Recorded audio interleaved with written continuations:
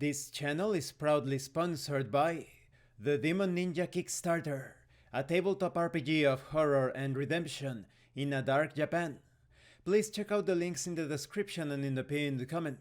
Here's a promo to the Kickstarter.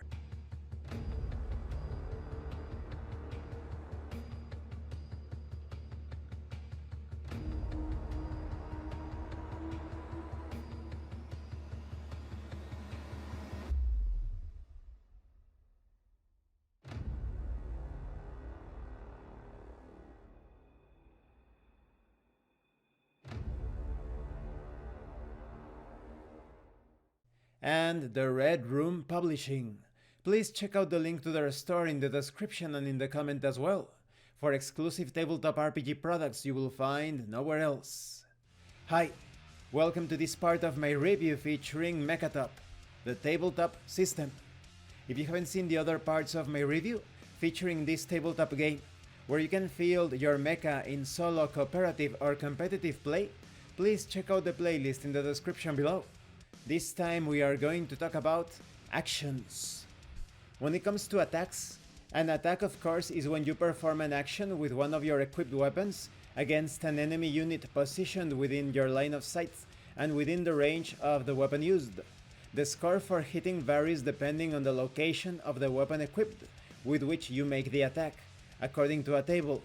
For example, if you use a weapon mounted on the unit frame, you need to roll 4 or above. But if you use a weapon held in your right hand, you need to roll 3 or above, and so forth. Once the attack is successful, your opponent, only if the attacking unit is positioned within his line of sight, can try to avoid it by dodging, by revealing a movement button token and getting a 5 or more.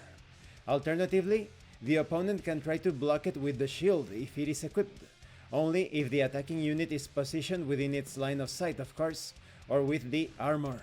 In this case, the opponent will have to roll a number of dice corresponding to what is indicated on the stat card and get a value equal or higher than the value you got in the attack.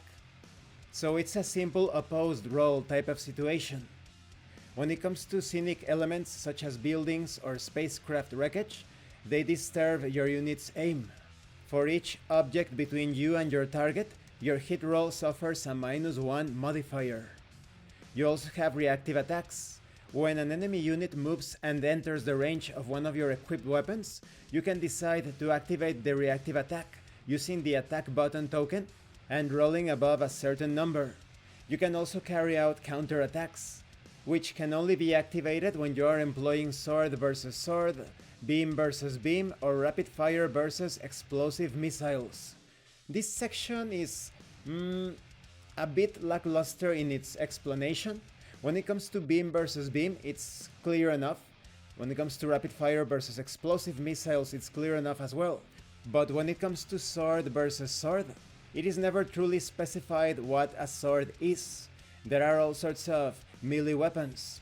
And what if you have a different number of dice to roll?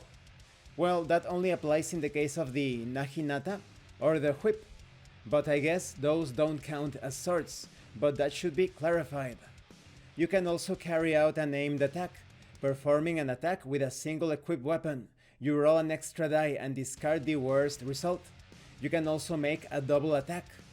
When it comes to the outcomes, perhaps it's a weak shot. If your mecha unit is using a two-handed weapon, the attack will be successful, but there is a high probability that it will be blocked by the enemy's armor.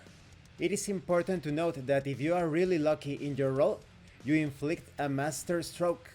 If the opposing unit fails to dodge or parry it, it will suffer a collateral damage in addition to the structure damage inflicted by the attack. We will talk about damage in a future part of this review. And this concludes this part of the review. In the next part we are going to talk about movement and traits. When it comes to the resolution of things, it is quite easy. It's an opposed roll. But like I said, some clarifications would have made this section a bit better.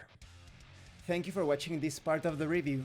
Don't forget to leave a like, a comment and subscribe. And thank you so much to those of you that are going the extra mile to support the channel. If anyone else wishes to further support the channel, the information on how to do that will be in the description below. This has been Abraham El Jaguar, a professional game master. If you want me to run a game for you, please check out the pinned comment below. And remember, roleplay solves everything. Once again, thank you and see you later.